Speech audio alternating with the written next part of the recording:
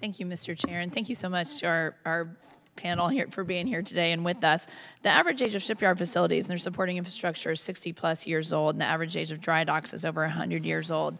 Norfolk Naval Shipyard was ranked as the worst, 69th, in regard to facility condition at any naval installation. And we had in our office yesterday, great guys from Norfolk Naval Shipyard just talking to us not only about the condition of the dry docks, and I know that, what happened on the West Coast with those closures, and we're down to really one dry dock that can repair an aircraft carrier on the East Coast, but also the condition of their office spaces. They said they have charts that are red and green with different rooms, and they talked about the crumbling walls and the leaking ceilings, and the conditions that they described that they're working are unacceptable. And I'm sure there was a lot of discussion today about the number of ships and the strategy that the Navy has. We're trying to keep old ships at sea for longer, and we've got to have our ship repair facilities, there to do that. And we need the people that can repair these ships.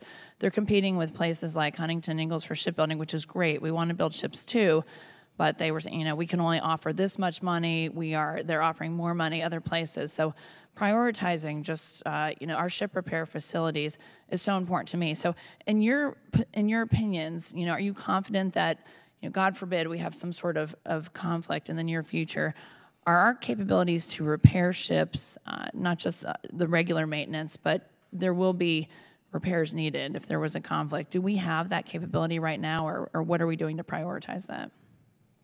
Well, it is a priority, and we recognize the negligence that's taken place over the past decades, basically, and the PSYOP investments that we're now making in this President's budget alone, $2.8 billion.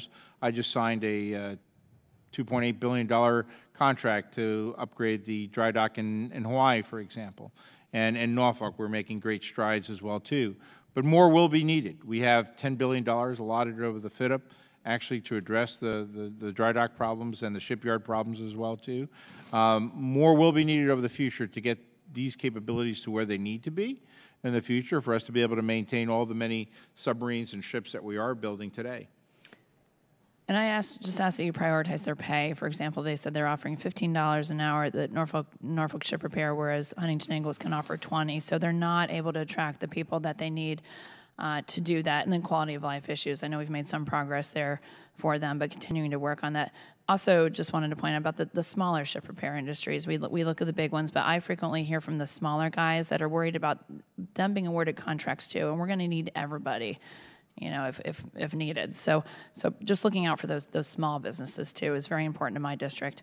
And then I'd be remiss if I didn't spend the last couple minutes talking about base housing.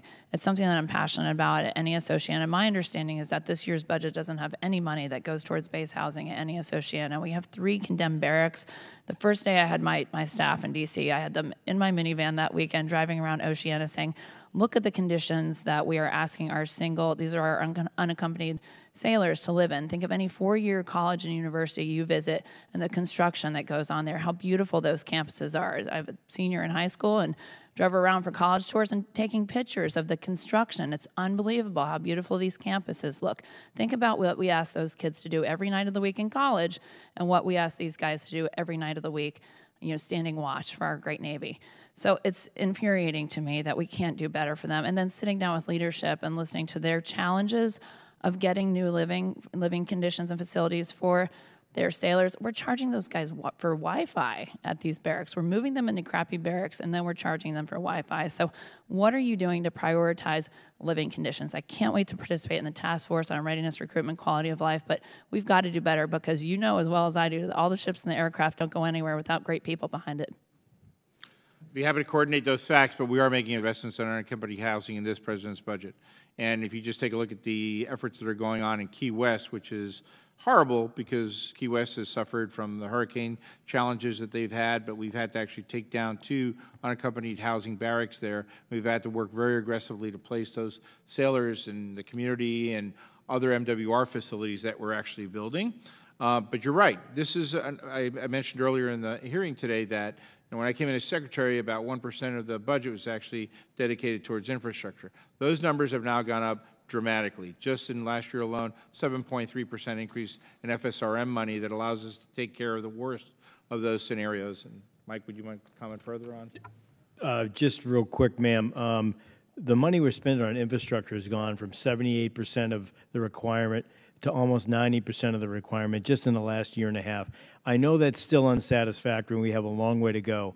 We're behind. We're trying to get after Generally, it time's expired. and prioritizing exactly what needs to be fixed. Thank you. I can't overstate how much that drives me nuts to hear things like she just described.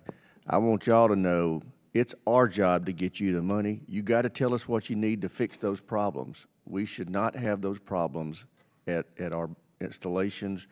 And if we don't give you the money, then shame on us. But you need to let us know what it takes to get after this in an expeditious way, not over a 10 or 15-year period of time.